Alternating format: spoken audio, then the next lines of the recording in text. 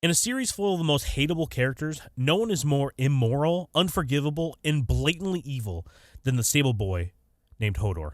I think it can be difficult to hear this for the first time because, especially the show version of events, this is so contrary to the character of Hodor they want to convey. But the reality of the character is he is evil, and we're going to be going over a lot of Hodor backstory as well as events from the series to prove that he is, in fact, evil. One of them being actually the event that arguably sparks the entire main conflict of the A Song of Ice and Fire universe. Before we start, let us know exactly what you think of Hodor in the comments section. So just starting off, whenever you just come into Game of Thrones, I think a huge red flag, why is this bumbling giant being allowed to have like free access to these High Lord's children? I understand if you're in a tight pinch and it's like, oh, I got to keep my kids somewhere. You know, I'm a low blacksmith and I got to put my kids somewhere because I got to go to work and I have to go to, this is impossible to find a sitter at this hour, right? You got to do something. Right. You're the Lord of Winterfell, right? And I know the TV show kind of downplays how great Winterfell is, but in the books, it's way bigger. Mm-hmm. It's way more of a massive castle than like the stable it looks like within the TV show. But why is Hodor their sitter or even just their play buddy? Like there needs to be a line drawn where it's like, no, this grown-ass adult who, allegedly only has 2 brain cells to rub together, he should not be their sitter or even friend because he's a male who probably has male urges, and I don't want my children, male or female, to be around him. Put yourself into the situation of the Starks. There would need to be a great reason to put Hodor in charge of your children for a single moment, let alone a lifetime. Either that or extreme conditioning. Many, many years of conditioning, making it seem like this stuff is okay, gaslighting that Hodor is no threat to your children. And to be fair, we see on screen that, it doesn't seem like he is a threat to the kids, and we see in the books as well. He's pretty docile. But to be honest with you, we don't see a whole lot of Hodor. We don't ever get an introspective. There are no Hodor POV chapters in the books. We don't get to hear a lot about his backstory. We only know these very specific little details. Like, for example, according to Old Nan, Hodor's grandfather and father both died at war under very mysterious circumstances. The grandfather died in Robert's Rebellion. The father died during Balon's Cringe Rebellion, right? And look at Hodor. Do you really think that 2 men of Hodor's lineage, like these people that may or may not have giant's blood in them, at least if it looks like he has giant's blood, that means he's freaking huge, right? Like this dude's like mountain sized, if not bigger. You really think they're just going to go down on the battlefield and die like nameless nobodies? It's not like they don't have some sort of status in Winterfell, or they wouldn't have some sort of status in Winterfell. Old Nan is like a random old woman, and she's allowed to sit there and indoctrinate the Stark children firsthand for decades. And Hodor, another relative of hers, is allowed to babysit their kids and get naked around them all the time, which is another very bizarre thing. Does it really make sense that the father and the grandfather, also huge high T men, would just die on the battlefield? I don't think so. Yeah, where are the bodies? Okay, we never saw a body on screen, so we have no idea actually how they died. All we have is these weird stories that Old Nan is telling, and we should basically take them with the same grain of salt we take her. Oh, we all in the eye of a giant named Walder. No, I wish. Should be named Walder. Why do they change his name? In the TV show, they named him Willis. Is it not to confuse people when they call him Walder when they go back in time? Like, wait, is that Walder Frey? Is that Walder Frey with the horse? They look exactly the same. Winterfell, like, holy shit. Oh my, yeah, the one bumbling, overgrown teenager who's just like, oh, I'm a horse boy. They're like, oh, that might be Walder Frey. Oh, up in the north. I just hate how D&D feels how stupid the fans might be.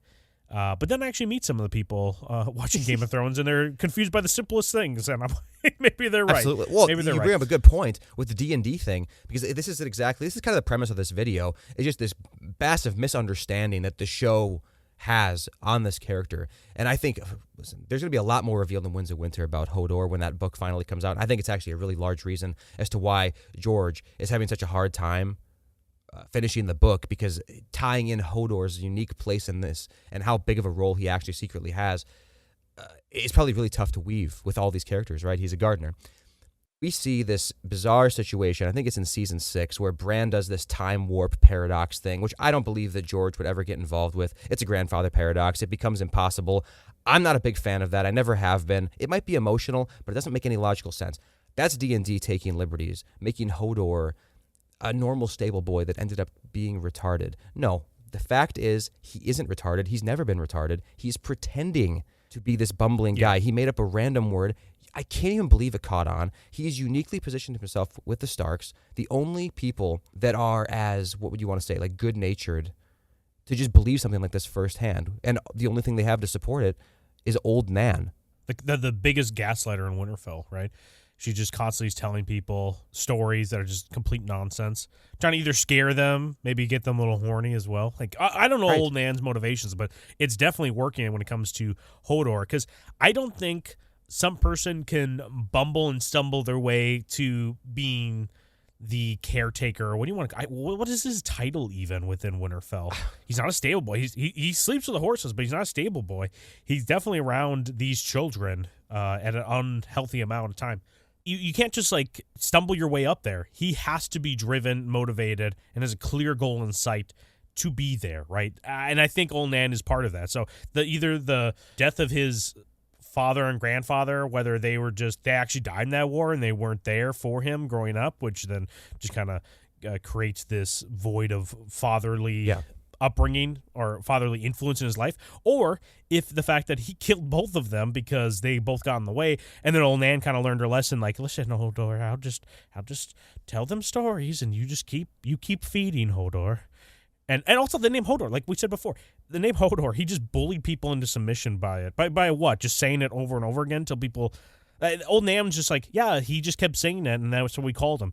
What the hell is wrong with you people? He understands English, right? So it's like he forgot his name was Walder or Willis at that point, right? It's like, no, he clearly is Walder. And then you say Hodor, he goes, oh, Hodor? And then it's like...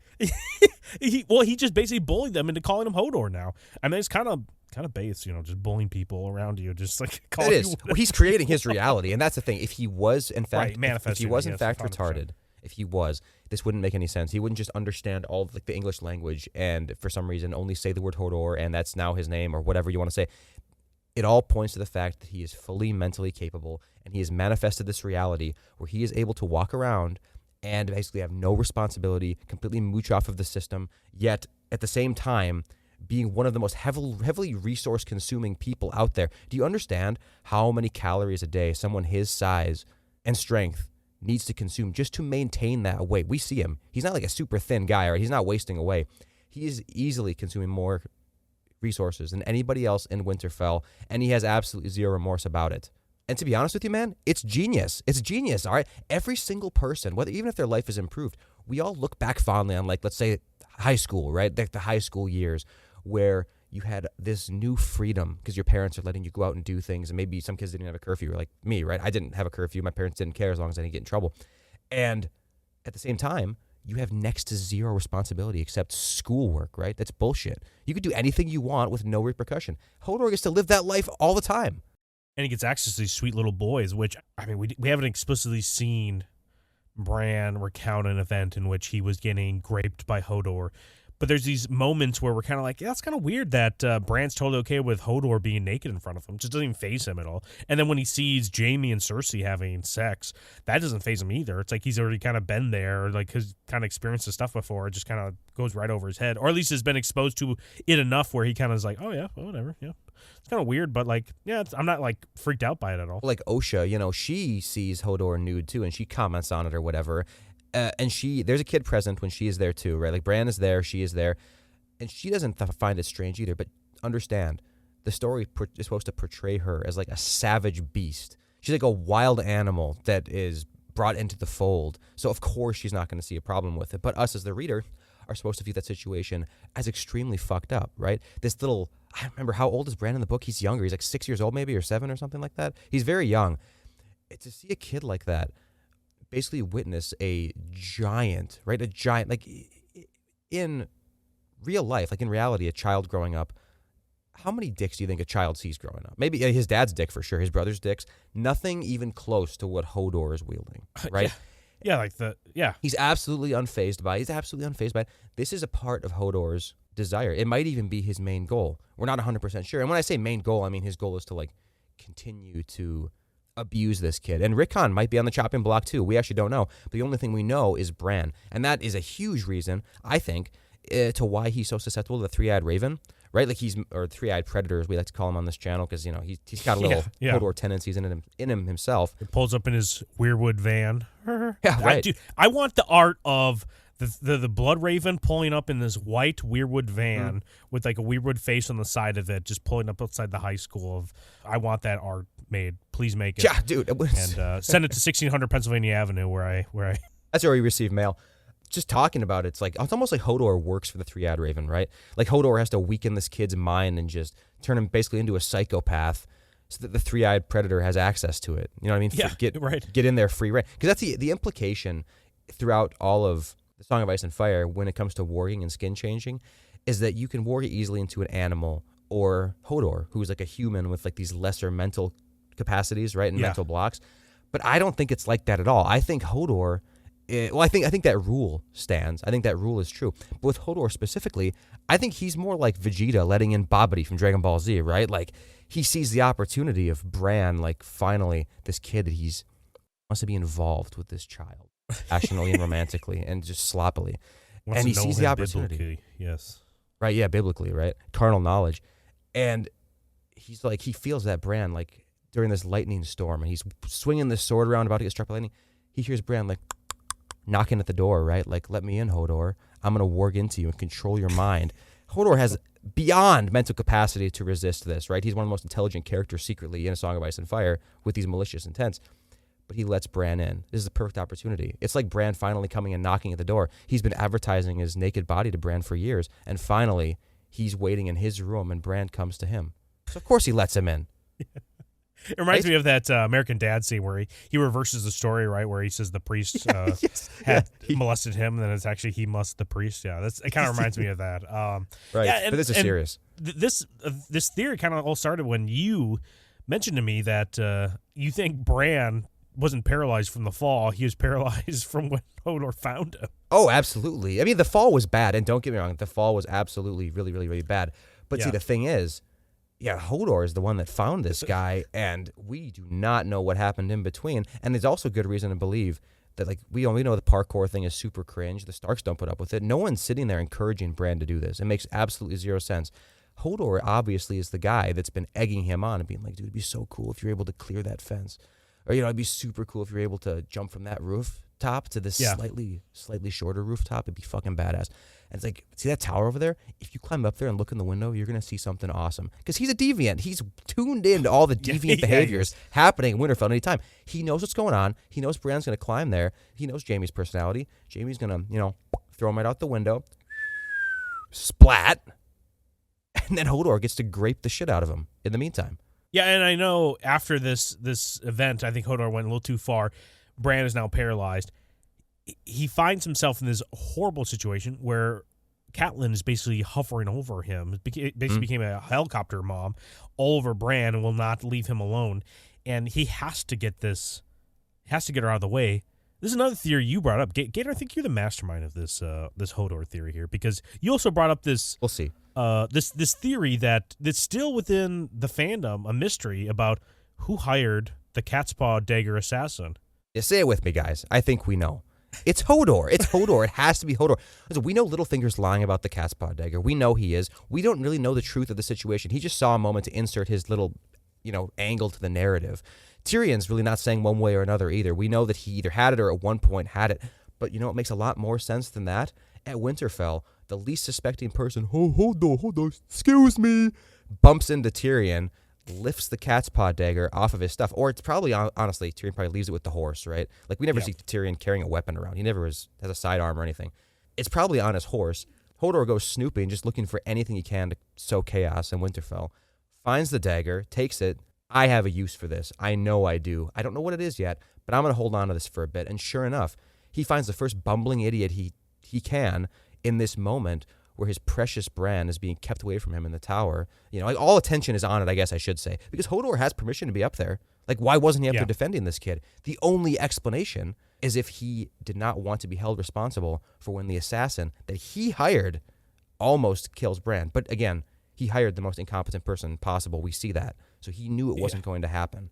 It was to get Catelyn. That's what he wants. Yeah, he wants to kill Catelyn. The guy goes up there, is just bumbling around the whole time. Yeah, it's unfortunate that Catelyn's not killed, but His next best thing, Catelyn's out of the picture, and Hodor's back with his sweet little boy, and old Nan pumping him full of stories to get him primed up for another Hodor adventure. Absolutely, but that's not even like the real end goal of this whole catspaw thing. Is I think a lot of the fandom really underestimates the intelligence of Hodor. Is not only did he hire this assassin, but by putting the catspaw dagger in his hand, I mean, he knows Catelyn very well, of course.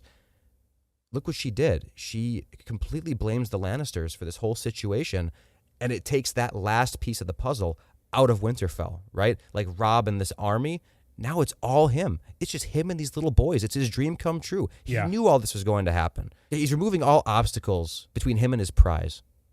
Yeah, and we also see this when he's kind of left there alone with just him, Mace Luwin, and, Theon leaves because he's with Robb at that point. But I think Mace Luwin kind of gets in the way a little bit. And I think he's totally okay with the Greyjoys taking over because I think Hodor can do the mental calculus at least enough for him to be like, okay, if Winterfell goes down and I'm able to get these boys out in the forest, at least I can live with my... I mean, he's not the smartest guy still, okay? He is a mastermind in trying to get Bran, but he's not like the smartest guy being like, I think if I can just get him out in the forest alone, I can just have fun with them. Like that follows with the current mental state that he's in, actually in, not the Down syndrome, whatever you want to say, state that he wants you to think he's in. Right, yeah, that all tracks. He's not a complete idiot, of course. Like, he's not the mental retard that they want you to think he is within the main series or that he's conveyed as. And by the way, this is all going to be revealed eventually anyway, guys. This is, I wouldn't call this a spoiler, but I mean, it's kind of like a soft spoiler, right? Like, it's a theory that we know is true. Yeah, every time Bran goes into Hodor's mind, too, he's kind of like afraid, which I'm sure he's afraid of what Bran's going to find in there, too. It's like, oh, this whole time he's going to think, like, I've been lying to him this whole time. He thought I was this bumbling fool that's been graping him this whole time. Really, he knows, like, he'll eventually going to find out that I know everything about all this stuff, and I've been planning this the whole time. It's like, damn it, dude, please don't find out. So, yeah, I can see why he's freaked out whenever Bran gets in his brain. But at the same time, he loves the idea of getting caught too. He's such a little deviant, Hodor, and it just disgusts me every time I see him on screen. Yeah, that's kind of why I don't really watch the show anymore. Like, I mean, the show obviously took a dive or whatever, but the first 4 seasons are still super good. But I still choose not to watch it as much as possible at risk of seeing Hodor, because I'll read the books if I want a depiction of Hodor, and I know I can skip Bran's chapters, but the show, you just see him and you know his real intent. It kind of gives you shivers down your spine, that somebody could be this evil towards such like an innocent little child. Like, do you think that he intentionally paralyzed Bran, or do you think he just had absolutely no regard for him and didn't care? I think he had no regard. That's because otherwise, disgusting. Yeah, but I mean, he is disgusting because he also doesn't like to bathe with soap. He doesn't like. I understand not liking cold water and wanting to have hot water like the hot springs within Winterfell, but he doesn't even like soap, and he smells like horse the whole time. Right, so I'm sure people have mentioned him, like who's his name? I'm thinking of that officer in Austin Powers 2 when he's like looking up and down fat bastards, like, eat a salad for God's sake, or something like that. He just sounds like he's yes, pleading. Sir. So, yeah. That's what I'm thinking of Hodor. It's like, and for God's sake, take a shower, Hodor. Well, it's so disrespectful.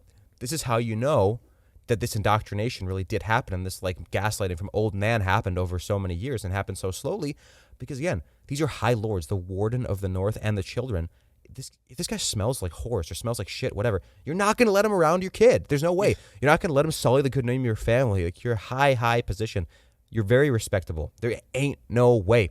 Oh, yeah. I can't believe the shit he gets away with. That's the thing, too. The reason why I asked you if he intentionally paralyzed Bran or not is because, that's where this abuse comes from when Hodor is then tasked with carrying Bran around on his back, in that like wicker basket thing. Yeah. He's always smashing his head on the tops of doors and like leaning up against the wall, asphyxiating him, like a little I can't breathe action.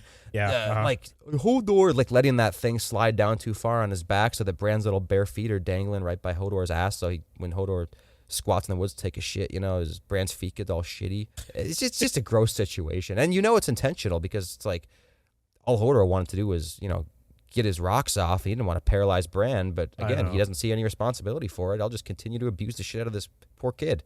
Well, now I kind of wonder if Hodor is aware of the three-eyed raven, and maybe even Hodor was his initial, the predator that first touched Hodor was the three-eyed predator too, Like, is there a possibility that everyone's first was the three-eyed raven and that Hodor is connected in all this? Yeah, so this is a theory that I like a lot, and it's a lot more believable to me than this whole grandfather paradox situation because it's happening in real time, right? So it's Three-eyed predator, Bloodraven. He's up there. He has many prospects. You know, a lot of people suspect Euron Greyjoy was a prospect of his. Bran. Another predator. Right, another predator, exactly. Right, the stuff writes itself. But Hodor, he was probably one of these prospects, and he was probably taken by Bloodraven in the beginning. And as we know, Hodor is in fact a deviant, right? Like he gets off on being warged into with men, right? Boys, men. Likes the smell, like you were saying earlier, like the shit that's all over his feet and the smell he of rubs it in horses. there. Doesn't like soap. He loves the smell of it too. Yeah, it's disgusting, but he loves it. He gets off on it. He's a deviant, so when Bloodraven kind of broke into his mind as a youth, as a prospect, that kind of awakened him, right? Like that let him know, like, oh, like this is a whole new world I didn't know existed, but like deep down, I kind of feel like I've been here the whole time, right? It's like a destiny for him. So for sure, and even in real life, it even makes sense, right? Like if somebody's molested in real life at a really young age or raped, one, that's like the only thing that humans know directly correlates to becoming a psychopath later in life, right? So that, I mean, check right there, right? Check. But the other thing is too, they often become child abusers themselves. Often. So yeah, it makes complete sense that Hodor was abused by the three-eyed raven, and then that became like his reality, right? Like manifested, baby. Yeah, I'm trying to think of what George R.R. Martin said to Dan and Dave that made them think like, oh yeah, he's gonna hold the door to save them, but really he's gonna hold the door because he's gonna get his revenge on a three-eyed predator, right? I don't like the whole grandfather paradox thing. Like I don't think that. I'd rather just him just making up this word, but I think he's gonna get his revenge on this feeble Targaryen in this. He's just laying there. He's just basically asking for it as he's tied up in all these trees. Well, is it really? See, this is my question though. Is it revenge? Like I want revenge for this bad thing you did to me, or is it more so like Bloodraven entered Hodor's mind, and then Hodor like went spread eagle, like, oh, Hodor was way too willing, therefore Bloodraven got out of there. Hodor's like, where are you going, dude? Like, are we done? I didn't know. Like, now he tracks him down to like, hey, we got to finish this, man. Like, you betrayed me. You left me at a young age. You abandoned me, left me with nothing. It's like desensitization, right? Like, you gave me this little experience that nothing can live up to now for the rest of my life. This is just like all of the old gods. This is the old ways. This is the First Men's shit right here, and this is why I don't like them. We hate this. Is why Andal's the Seven, the Faith of the Seven, is the #1 superior ideology within Game of Thrones. Hey, thanks for watching this video. Be sure to subscribe if you want to see more content like this, and smash that like button. Or not, we don't care.